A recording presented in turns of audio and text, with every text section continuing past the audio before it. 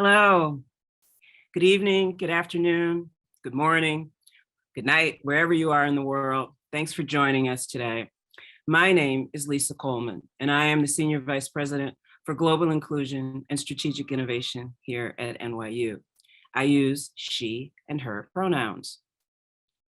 Thank you for joining us for NYU BeTogether, our Global Scholars and Innovators conversation with our special guest, and I'm delighted to have Francisco Galarte with us today.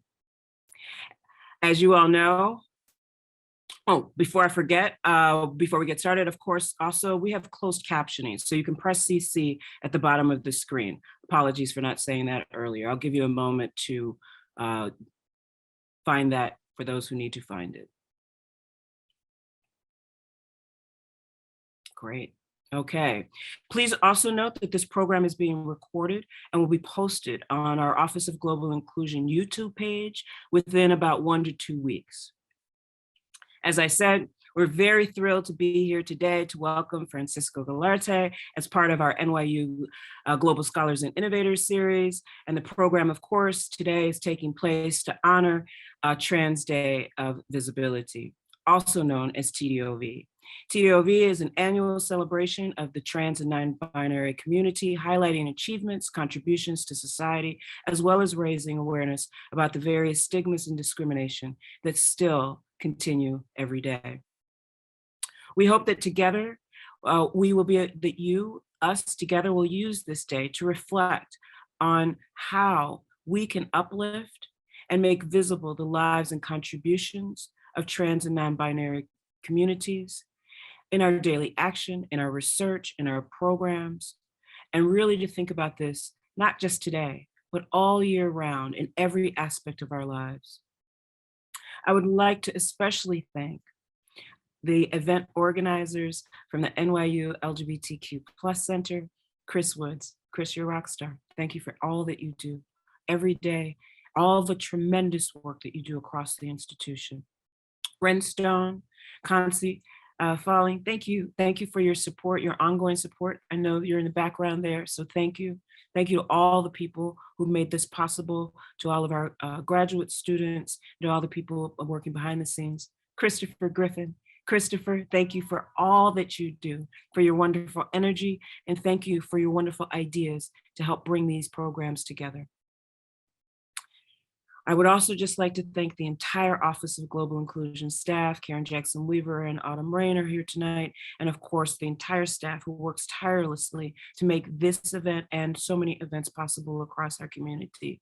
You are an amazing team to work with, and I am humbled and thankful to work with you every day. Appreciative. Let me also say that, as I usually do, I just hope everyone is taking very good care. People keep saying that the world we live in is currently, that we want to return to a new normal, or it's a normal way. And I'd like to say it's not. Our communities are navigating many challenges, including ongoing stresses and health repercussions that have come both before, during, and some people think post, but as this pandemic continues. Processing violence on a global scale, whether it be the war in Ukraine or the continued and increasing anti-Asian violence in New York City and globally, the pressing issues against our indigenous communities, and of course, the ongoing challenges for members of our trans communities, including the surges in anti-trans legislation on a national level, and the list goes on and on. I've been saying that what we really need is a new different, that recognizes these disparate impacts and their urgency, and instead of rhetoric, moves toward transformation and towards equity and taking transformative actions. As I said earlier, I'd just like to acknowledge all the people who've been working not only in this program, but behind the scenes to make so much of our work possible, and of course, to make our community feel welcomed, and of course, to make things possible, like our buildings open, etc. There's so many people who continue to sacrifice for so many of us and our well-being, including our health workers, but also the people who clean and maintain our hospitals, facilities, public transportation. To all those essential who are defined as essential, and those who sometimes aren't. Thank you for all of your work, for the sacrifices that you make for us to be ourselves and to be in community. We know that we could not be without you. I would also like to take a moment to honor those who've come before us, those ancestors who built upon and who we have built upon in their unseen labor across our institutions, and the indigenous peoples whose lands we now occupy. We acknowledge that we are gathered here in this virtual space, but many of our institutions and campuses are located on the unceded lands of indigenous peoples, including those on whose land NYU is located. NYU acknowledges that the university, as an institution created in the United States, was founded upon the exclusions and erasures of many indigenous peoples, as well as the discounted labor of many more. We continue in our efforts to both recognize and dismantle these systemic exclusions. Finally, we'd like to honor those whose lives have been lost to racism, cissexism, xenophobia, transphobia, and other ongoing systemic forms of oppression and violence. Those who are known to us and those unknown. Please let us take 10 seconds of silence in honor and recognition.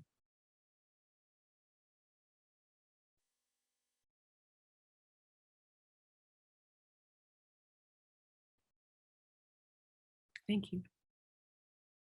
I am honored today to introduce our guest, Dr. Francisco Galarte. Dr. Galarte is an assistant professor of American Studies and Women, Gender, and Sexuality Studies. For those of you who know my background, dear to my heart, at the University of New Mexico, where he teaches courses in Chicanx, Latinx, and transgender studies. He is also the co-general editor of TSQ Transgender Studies Quarterly and the webmaster of TSQ's companion digital publication, TSQ Now. Dr. Galarte was born and raised in Brawley, California, located in the Imperial Valley along the US-Mexico border, and identifies strongly as a trans fronterizo, meaning that the borderlines inform his creative and scholarly projects. His research brings together transgender studies, Chicanx studies, Latinx studies, and queer studies into critical dialogue. In doing so, he expands these academic fields, transforms the central issues of inquiry, and contributes to ongoing conversations related to the study of race, gender, and sexuality. His primary scholarly agenda is to examine the relationship between systems of racial formation and the lived experiences and cultural representations of racialized transgender subjects. I'm so excited to discuss Dr. Galarte's new book, Brown, Trans Figurations, Rethinking Race, Gender, and Sexuality in Chicanx and Latinx Studies. This work was recently awarded the Popular Culture Association's John Leo and Dana Heller Award Prize, and the Best Single Work Anthology, multi-authored edited work in the LGBTQ studies.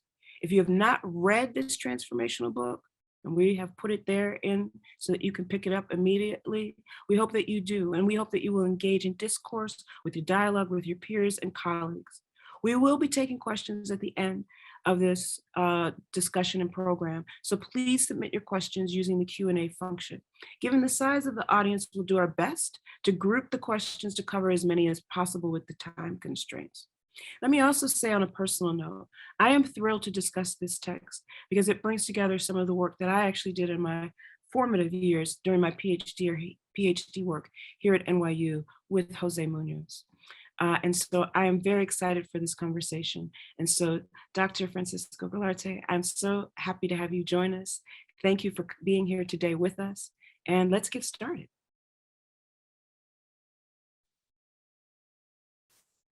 How are you doing today? Thank you so much for having me. Great, thank you so much for having me. It's a pleasure to be here. Welcome. Virtually, at least. Exactly. We're all in these little boxes these days, but at least we're able to come together in some form of community. So thanks for joining us. So let's, beyond your bio, beyond what's in your bio, which of course I've read to our entire community here, could you share with us a little bit more about your journey to writing your book in particular and how you came to do that? Yeah, of course. I think for me, my journey to writing this book is one that really, you know, it's intertwined and present in the pages of the book in the sense that I began this project before I transitioned. So, as I was doing my master's degree, my master's thesis was much more rooted on female masculinity, racialized female masculinity, and performance. And then once I started my PhD program, and this is, early 2000s, um, I began to transition, and then I just was like rethinking all of the texts that I had formed a very specific attachment to. So a lot of the texts, especially in the chapters on trans masculinity, were texts that felt formative to me and that I could see myself in and have some kind of sense of legibility, especially as being introduced to Chicana feminist literature and writing. But then as I began to, change my orientation in terms of how I was read in the world, how I experienced the world, what masculinity, you know, really does for someone who previously was not necessarily passing as a masculine person, and then to, have this moment where your body and the way that you are being made sense of in the world are coming together in this way where you just have to relearn all sorts of things, whether it's social cues or just reconfigurations around gender, and how you kind of are socializing and building relationships and things like that, right? And for me, as someone who's always been interested in reading and kind of the pursuit of knowledge and thinking through literature and feminist texts, I was like, oh, I can't ignore what's happening in my real life and how I'm having to relearn social cues and just kind of make sense of what's happening with how I'm being read, and having that fulfilled for myself, and then also kind of understanding how this is going to fundamentally change how I might think of some of these texts and what I want to say about them. In some cases, it drew me closer to the text. In some cases, it made me have this kind of experience where I'm like, whoa, what this person said was so meaningful to me, but I can't unread the way that they've articulated this particular position in relationship to feminism. But for me, what always was there was my commitment to feminist critique, for sure. Even as I was learning trans studies and trans theory, and I think a lot of trans people learn all the things they have to negotiate to get services and to get resources first, and then later you begin to learn history and theory.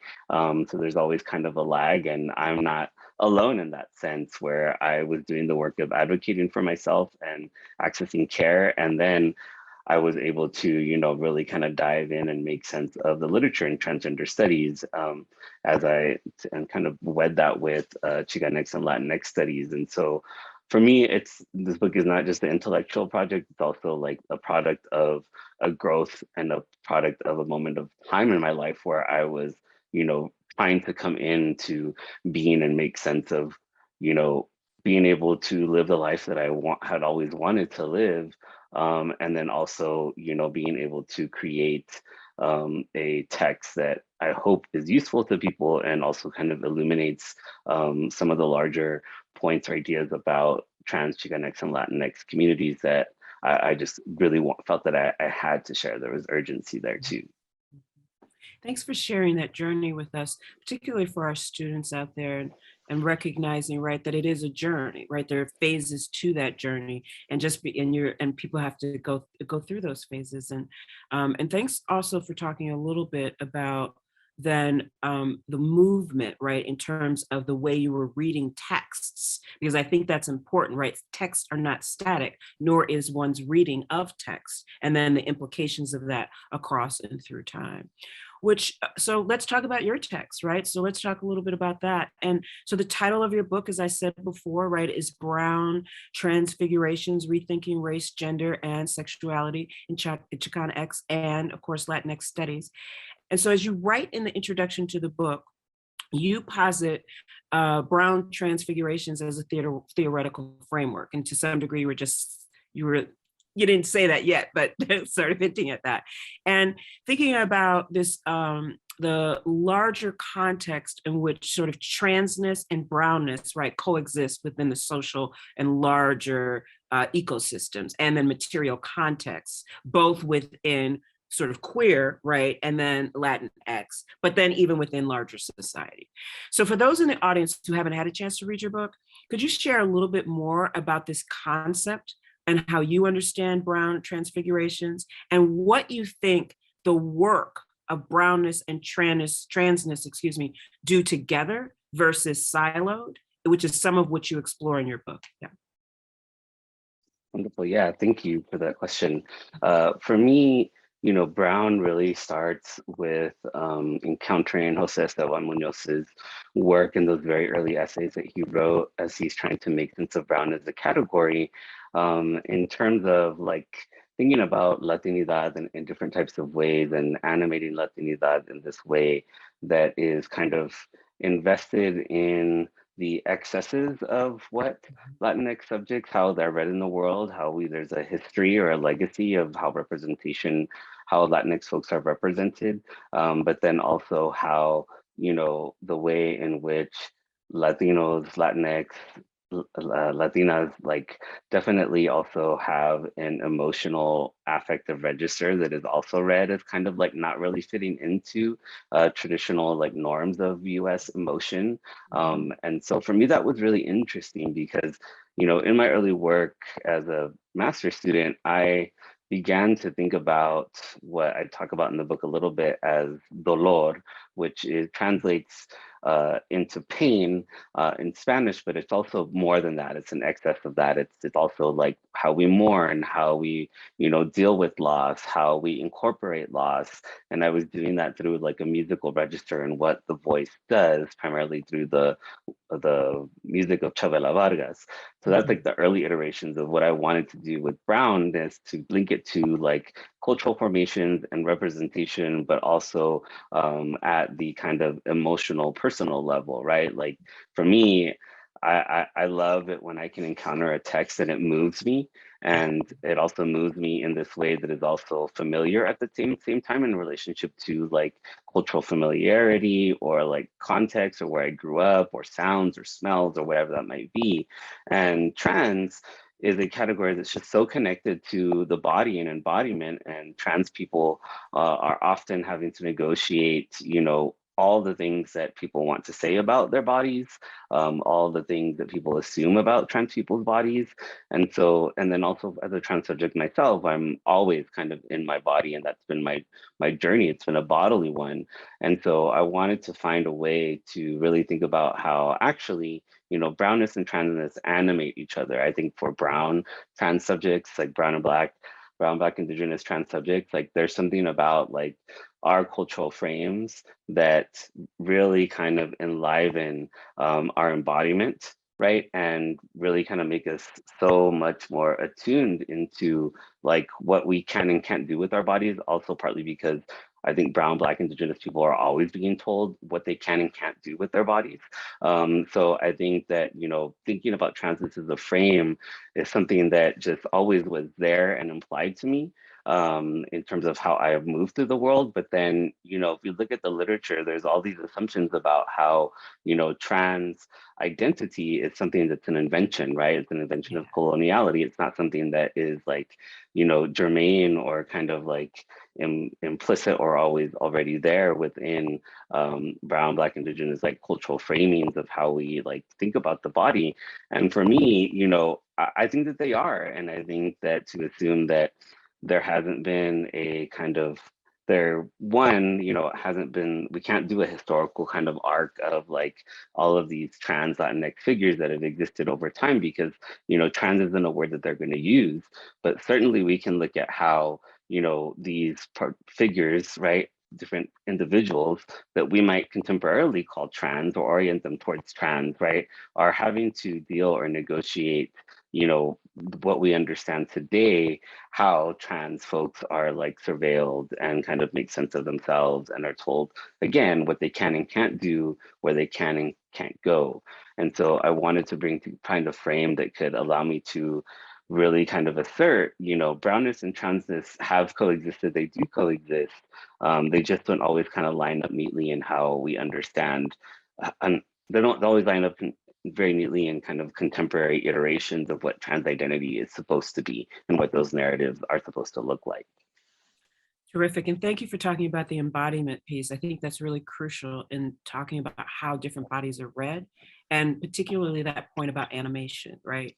I think that's really important and actually leads to my next question, because I think some of that animation can be positive, let's hope, but some of that animation, right, which is what you talk about, is also read through the negative, right, and the ways in which racialized subjects, right, and then of course, queer subjects and the combination of what happens there.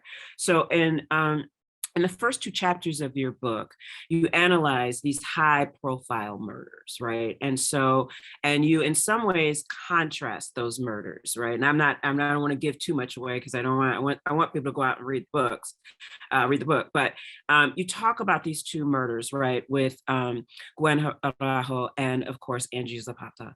And so you highlight these as examples, right, of some of the things that we've been talking about around trans configurations. But for the audience, could you talk to us a little bit about what took place and what changes you see as sort of needed in the legal system? If we think about that sort of concept of these intersections that might be needed to really grapple with these cases in the differentiation of what happened. Yeah, so I mean, I think in terms of Gwen Araujo and Angie Zapata, they were both, two very young trans Latinas who were both murdered very brutally by individuals in their lives that they had had intimate encounters with. And so their murders happened about 9 or 10 years apart. It's been a while since I've done the research, of course, but Gwen Araujo happens early 2000s, and then Angie Zapata happens kind of 2011, I want to say. It's right around the time that the Matthew Shepard and James Byrd Jr. Hate Crime Act, the federal hate crime act, is kind of being lobbied for. It's like on the brink of being passed. And so Gwen Araujo and Angie Zapata, their respective deaths, figure in very importantly as kind of political tools to help convince politicians and other folks that, one, in the case of Gwen Araujo, that kind of a trans panic defense in the legal system is something that is not viable, right? Like you can't make a defense, you can't put in a not guilty plea and use a trans panic because it, is already kind of asserting and kind of redoubling this hateful, murderous kind of logic, right? Like it's saying, you can't, try to be not guilty because you didn't know that someone was really this gender when you thought they were otherwise, right? Like that deception is dehumanizing to trans people. And then for Angie Zapata, her case becomes really, really important because it's the first case in which someone is found guilty of murdering a trans person and is also like given the hate crime enhancement. And so this becomes kind of like a really good example for a lot of LGBT organizations to say, hey, this was a success. This is a success in Colorado, in this small town in Colorado. This jury, found this person guilty of all of these enhancements. So, there is a possibility that folks might understand that hate crimes enhancements are going to curb violence. And what we know is that neither of these legislations have really kind of put a stop to anti-trans violence. And if anything, we've seen like an upsurge of deaths, especially among racialized trans women of color, since I would say, the trans tipping point, like that particular moment in our recent memory with Laverne Cox, and I think that was an important moment. But visibility kind of created this mirage where we're all of a sudden thinking that everyone is okay with trans folks, and what we know, today in today, March 31st, 2022, is that we have so many states that are passing all these anti-trans legislations, right? So, we see how, these singular deaths or singular moments aren't really doing the pedagogical work we might envision, these narratives and stories to do. And the praxis of the legislation also isn't doing that work either.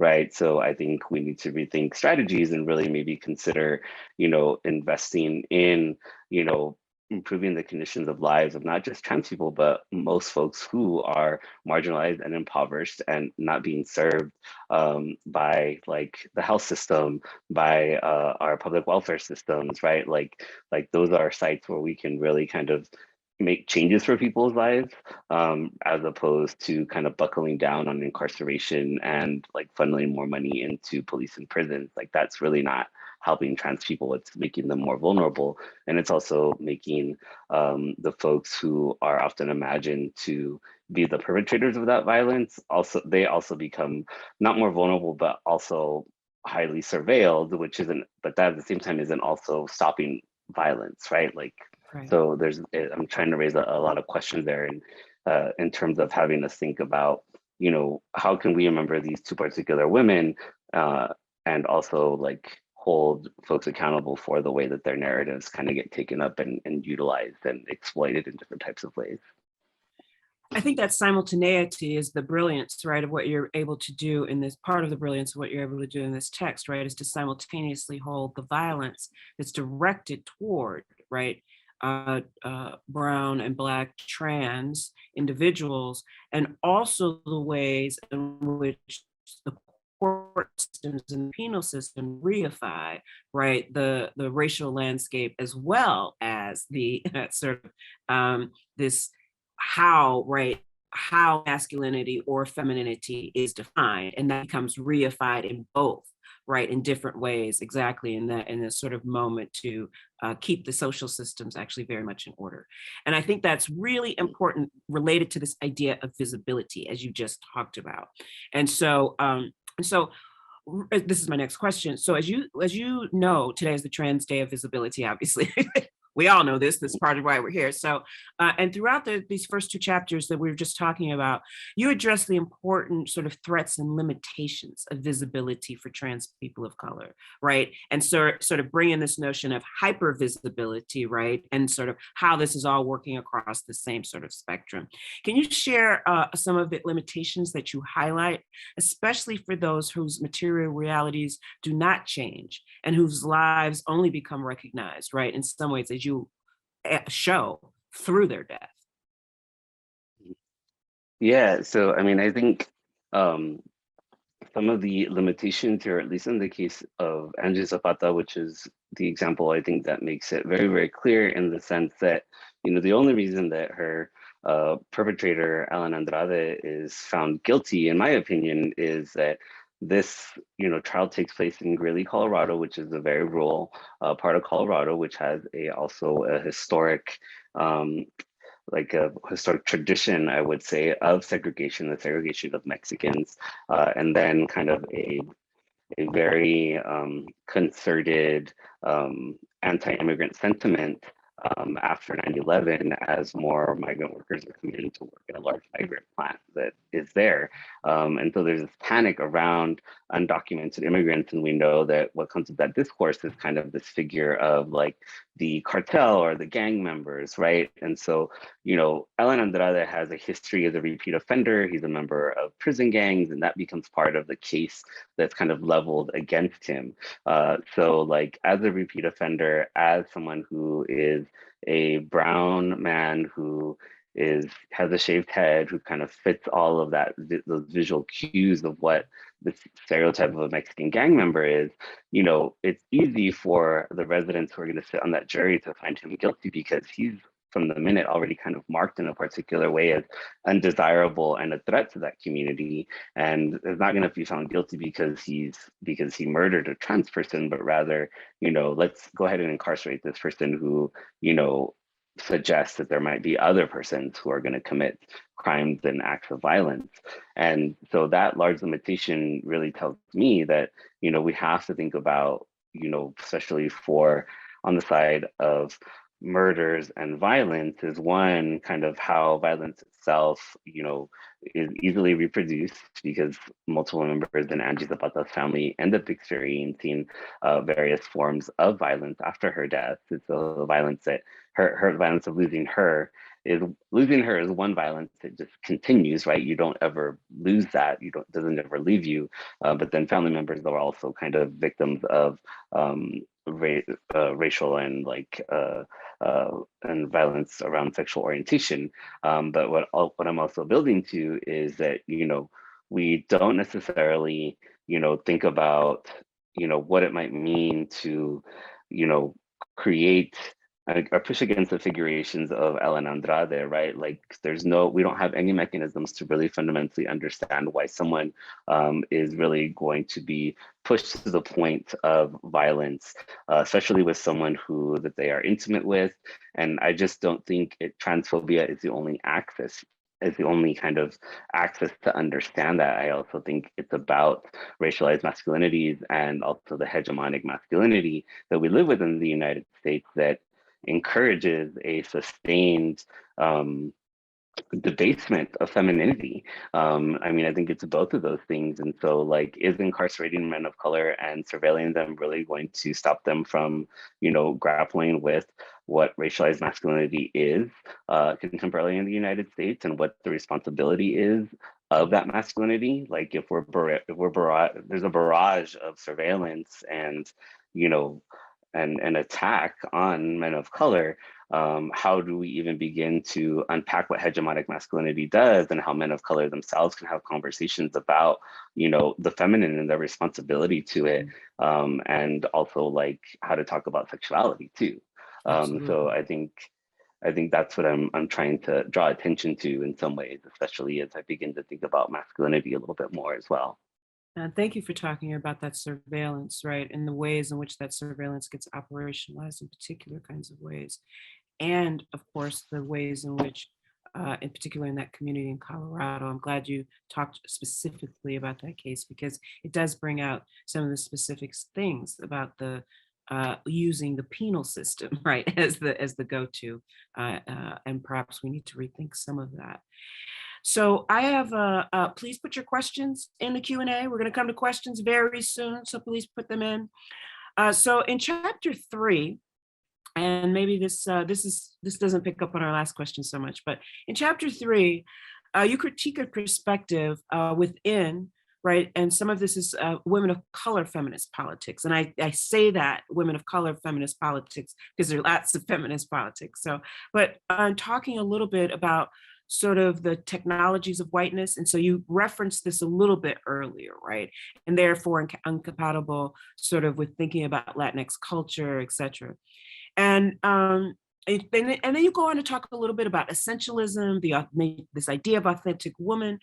So talk to us a little bit about, because, right, there's this spectrum. So we've got the TERFs, right? We got those TERFs out there, right? We have the lesbian of color movements, which have historically, right, there's a range there. And then we have the sort of butch, lesbian, trans, masculine narratives, right? So this is all working sort of sometimes at the same time, right? And then there's the historical arc. So share us a little bit about, on these narratives, reveal about the intersections and then formations, right? As you see them moving forward in terms of race and trans identity.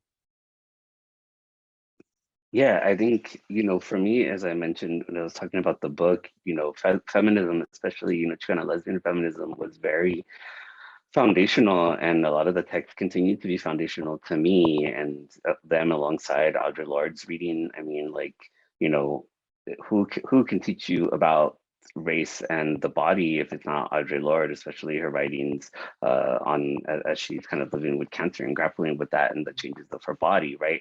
And so I think for me, my reading practice has always been one that's attuned to kind of teasing out and historicizing how the kind of words or tactics or rhetoric kind of comes about and kind of identifying what remains useful and what is not, and how can we hold accountable these figures. And for me, Chapters D was very hard to write because I do, critique the work of Shuri Moraga, who is someone who has been very important to me in my intellectual formation, also like cultural formation in terms of like reading about a Chicana butch lesbian and that narrative. That's one of the first pieces I ever read and, identified with at some level.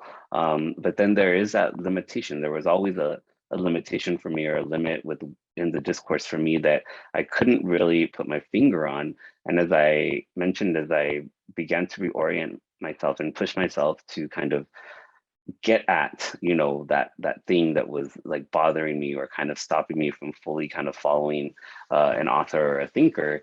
And really it was, I think, uncovering that implicit that implicit thread of more mainstream white lesbian feminism that was kind of coming through in the work of Shuri Moraga, where even though Chicana lesbians aren't saying anything about trans women in their writings, because they're much more focused in kind of calling out the racism of feminism at the time, which is really important. It doesn't mean that some of those attitudes about trans sexuality, right, especially as there's like this kind of important moment of like trans visibility as trans people, especially in the Bay Area, where Moraga and others are just kind of living and kind of creating these strands of thought. As folks are, being able to have access to, gender clinics and those types of things, I think this creates a panic where there's a desire to really kind of buckle down on what counts as the feminine and femininity. And so even though in those early writings, we don't see those types of declarations, it's there, but in the cultural framework or the forms where, when Moraga says that she is fearful about the reproduction of Chicano culture, I mean, that is not necessarily some people will read that as she's fearful that, second and third generation people are kind of losing their cultural traditions. But for me, that's also about, the literal kind of fear that a generation might not be reproducing, right? Because they are choosing to like transition or whatever that might mean, right? So, really kind of like reading the text and, kind of digging into see what the stakes are, especially in like our more contemporary moment. Like, it's really easy to say, well, this person is TERF. I read it on Twitter. Somebody else already read this for me, so I'm going to ascribe to that. But I'd rather that we go back into the text and kind of pull out what's useful and then pull out what we can locate in relationship to our contemporary discourse. Because not everything, is going to fall into that line or train of thought. And, you don't have to use Moraga, but, if we're going to make those claims, we really got to go in and look at look at the writings, because one, I think she's a great writer. And two, if you're interested in feminism, I think that, it's important to read some of those early writings and decide this isn't useful for me. Because I don't want to tell you it's not useful. I'd like for students and everyone else to read it and decide it's not for me, because I think, even if you think it's not going to be for you, it might be. There might just be one sentence, that sticks with you. And I think that's important. Thank you so much for the both and, right? That there's some things that might be useful and some things that aren't useful. And that's the thing about texts. They are alive. They're not stagnant. And that's certainly not across the arc of time. And so thanks for talking about that specific work of Moraga and how you found use and then how you found critique in some instances as well. I'm going to move to questions in just one moment. I have one final question for you. In the books, Coda, you discuss the implications and standardization of the use of X. And so we want to get to this because we've had some debates on our campus, so I want to make sure we at least talk about this briefly. And so you talk about and introduce this concept of reading the X as a marker for gender, right? And inclusivity and thinking about this as an analytical tool for critical inquiry. Could you tell us a little bit more about this and how you're thinking about this purpose of the X? And we all know this is contentious. So tell us a little bit about how you're thinking about that with Latino, Latina, Latina, Latinx. Yes. Yeah, definitely. I mean, I think for me, where my thoughts kind of come into the debate is, I think in Latinx studies, I mean, we're being too, we're skirting around the issue. I think that, you know, if someone is making the argument that the X is kind of the imposition of a colonial frame, that it's not something that people who are Spanish speakers, you know, can use, that it's not kind of organic. And one, I think that's not true. I think a lot of Spanish speaking people have been using it, especially in social media, in different types of ways. And, you know, in terms of language, if we want to say that our grandparents or grandmothers aren't going to use it, I mean, like, yeah, maybe they're not going to use it, but the more important piece is for them to understand what the work that it does, like what gender inclusivity actually is or does. And if you don't want to do so you can just admit, I don't want to do the work. I don't want to explain gender non-normativity to X, Y, and Z, right? And that, I think that's a part of like some of the what's really kind of underlying that folks don't want to admit, that it's easy to make an argument about language and the purity of Spanish, or whether, or kind of wanting to be really precise about who actually invented the term and how it's applied, and how we might be disciplining people to use the term. But for me, like in the book, what I'm trying to have us think about is, you know, really how the X disrupts. Like if we're going to use the X as a visual cue, let's be attuned to the kind of disruptions that it does, right? So like, I think, you know, the way that we move through the world, in the world that we live in, the majority of people are very much attuned to how they are consciously or unconsciously like identifying someone in relationship to a gender category. And I think if we think about the X as a disruption, I think the X functions as a way to read that access to stop and to pause and to really think critically before we like undertake that gendering impulse, especially for Latinx communities. And so in the readings that I do in that chapter, I'm looking at these photos from, you know, the late 1960s, early 1970s, in a moment where gender kind of non-normativity and bending is really integral to the fashion, right? And so like, I really want us to think about like aesthetically, right? Like how are visualized subjects making use of both fashion in a way to kind of present gender non-normativity, right? To signal either what their sexuality is or what their gender is, but also to be attuned to the disruption that might cause for us. And I think that the X does that, it disrupts, and I think people are uncomfortable with it for a reason.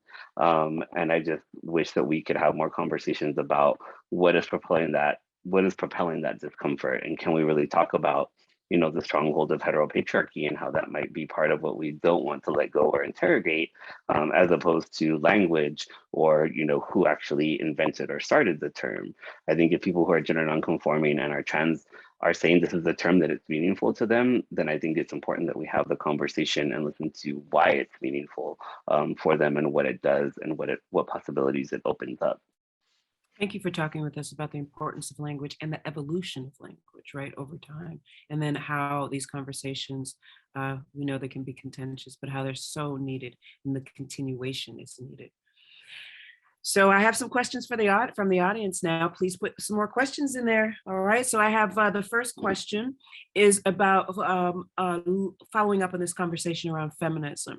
And so it's about how and language. So how can we shift the language of feminism, which is a history of being exclusionary, particularly as we think about marginalized communities, right? You talked a little bit about that. And of course, gender nonconforming and trans individuals. So how do we move forward with an intersectional community and really focus on this language that perhaps, and the way the question is framed, it says carries exclusion and even violence. So how do we create, right, inclusivity and negate that violence and think about the linguistic ways in which we might do that? And the person says, I'm a non-binary individual and I'm constantly trying to navigate this. Yeah, I mean, I think one of the biggest obstacles to this is really kind of does lay in language, right? Or who we imagine to be the subject, the imagined subject of feminism, right? Like, I think that we don't often have the conversations about who's imagined to be the subject of feminism and how that might change in different types of ways, or it has changed, or how we need it to change, or what or really also thinking about the practice of feminism, right? Like in our everyday lives, what does it mean to, um, take non-binary, right, like as a category, and as a way that people are really making sense of the world and not understand that as being kind of an erasure of womanhood or a detraction from womanhood, or either an upholding of manhood or masculinity, in a way that perpetuates those types of violence. And I think, when we are trying to understand like categories like male and female or what non-binary might do, I think a lot of the attachments people have are specifically to kind of like the categories themselves of woman or man and what that does, when I really think that we should be thinking about the ways in which, the feminine itself is something that we devalue all of the time. And I think we can have the conversation about like, how we might intervene and stop devaluing the feminine and upholding it. To do that, you don't have to hold on to an essentialized idea or understanding of what woman or womanhood is. I don't think one requires the other. And I think that if we can do the work to kind of, move past that and really kind of understand that differentiation, then feminism can be useful in different types of ways. And also the text, right? So we're reading with our own kind of imagined subject and practice of what we want to do with it, and with the ideal to kind of uplift the feminism and fight heteropatriarchy, then we can kind of do something different with the text. Terrific. Thank you so much for that answer, and very, very, very important notes to take about how we move forward, particularly this idea of the feminine, which taking it outside of the category. The next question is, we're studying novels and films that convey the trans. So someone's talking about how they're studying films, and what are some of the creative works that you admire that really get at the brown trans experience that undergraduates might be able to read, et cetera. So this is that other books. First of all, buy this book. Okay, now suggest some other books. In terms of like creative works and folks, things that I admire, I mean, like, I think for me, I write about what night brings, this novel in my book, and most times it's read as a kind of coming of age novel of a butch lesbian who's 9 years old. And the way that this writer is writing about the body, or at least how how fun the narrator is, I just I really enjoy it, because this character is telling us about the utility of testicles and whether men need them or not, or why would you want them? I kind of need them if I want to be a man, but they kind of get in the way. So just all this kind of playfulness with the body that I think opens up different conversations about embodiment, and especially like the cultural significance of the word that's used in the novel is huevos, which I write about, and kind of the location of huevos or testicles as kind of like the future, right, in terms of reproduction, but also like the central piece of masculinity. So I really love that text. I mean, I did really love Vida. I watched it. I'm sad that it's over, but their characterization, all the representations of Latinx sexuality, I found to be fun. I wish they would have had a trans male character, right, quite honestly, but that's also me wanting to see myself in a text that is like a part of this boom and trend of culturally relevant texts. And I think that there are a lot of up and coming artists who are doing really great things, like Ali Rodriguez. He is a visual artist who's doing like really amazing stuff. Vic Quesada also does amazing work.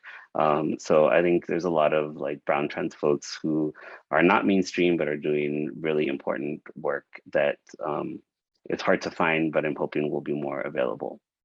Thank you so much. For those of you who will be looking for these resources, remember there'll be a recording, and we will also have some notes following this as well, so that you can get those materials and resources. I do want to say, for those of you who are having a hard time out there, please know that we have lots of resources here at NYU. Our team will reach out to all people who are having any difficulty and challenges. We know this continues to be a difficult time for so many people, and many of the subjects that even we're talking about today, we know are challenging for many of our non-binary and trans members of our trans community and our LGBTQ plus community writ large. So please know that we will continue to do this work. We have a lot of work in, including health services, mental health services, but also outreach and programmatic services. So I just wanted to say that for all community members out there. In terms of, I have just two final questions for you. I can't believe we're here near the end here. And so I'm going to go back to some of the questions that, and this has to do with your own research. And you've alluded to this, but I'd like you to talk a little bit more about it, because I think particularly for our students out there who are doing research, et cetera, this is sort of useful. And you talking about how even the research informed, right? And talking about that first part, the second part, third part. So could you talk to us a little bit more about how the research from writing process has informed and or changed your understanding of not just your own, right, but thinking about trans Chicano masculinities? And particularly, there's that story, stories in chapter 4, where you talk about the wound that makes the man. Yeah, I mean, I think admittedly, the trans masculine chapters were the harder to write because it's so close, right? The proximity of a subject that you just know and experience very intimately.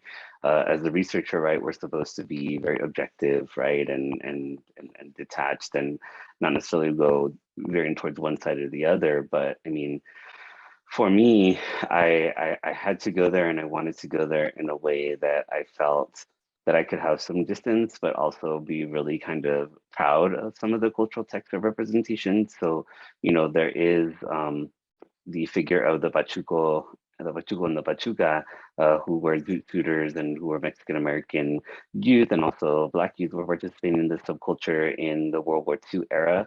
And it's much more located, we usually think about it much more in relationship to fashion. And for me, that figure is what I get drawn to it because of what these young people were doing with their clothes, and also just I think there was a playfulness in terms of like gender that was happening in how folks were styling themselves, especially the young men who were creating these like beautiful suits that were just larger than life, excess of fabric, excess of just like assertion in the public sphere. Like, I'm wearing this fabric, this suit that has way more fabric than it should in a time of austerity, which is World War II, which is also going to be coded as unpatriotic.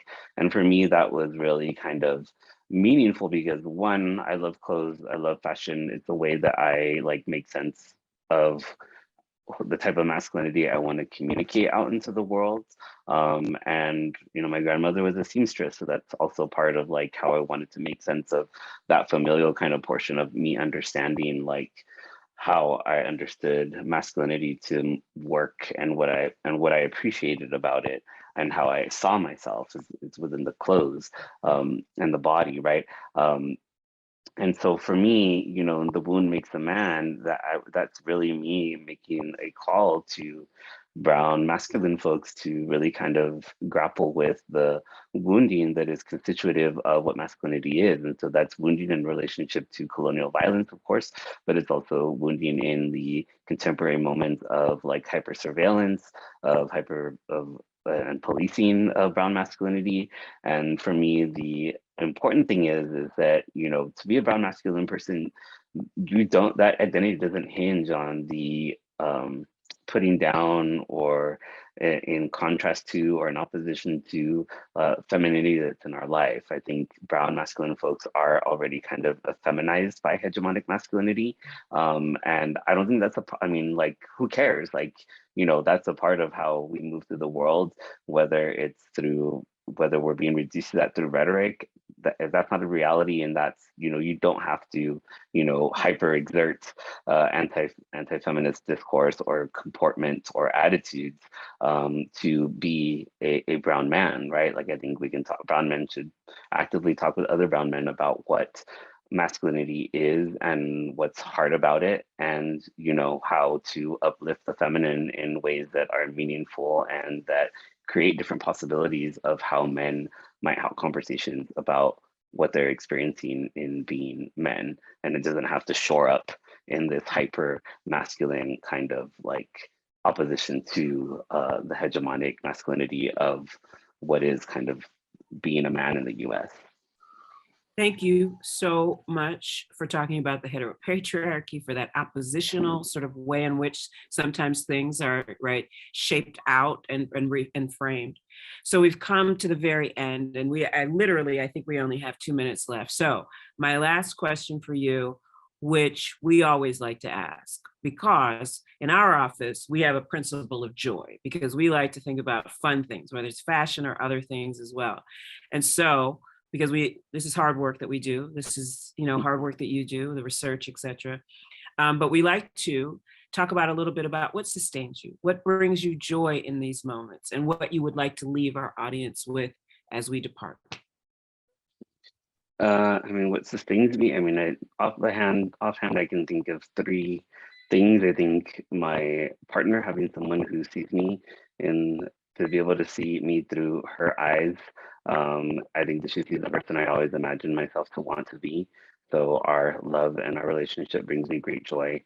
My big fluffy dog, who's a man, like a puppy, full-grown dog at the same time, brings me joy. And fashion and clothes like that. Putting together clothing and shopping for secondhand stuff, and crafting my identity through aesthetics in that way also brings me joy. Thank you so very much. Thank you so very much for being with us today. Thank you for this conversation. Thank you for sharing with our audience. We are so appreciative. So for everyone out there, we hope that you continue to take very good care. Thank you for being with us this evening, this morning, tonight, wherever you are in the world again. And again, we hope that everyone continues to take good care. If you have, we're putting some resources, some programs, some other materials about our office in the chat right now. So feel free to please reach out to us, some of our upcoming events, and also, of course, the wealth of resources that we have across this institution. We know that we continue to do this work. There's much more work, obviously, that we even need to do here at NYU and beyond. But thank you to our special guests. Thank you, Francisco, for this incredible conversation. And most importantly, thank you for writing. Thank you for writing and bringing this work to the public, because we're so appreciative that we can have these kinds of conversations and raise the level of where we want to be together. Again, everyone, please take good care and be well. Thank you.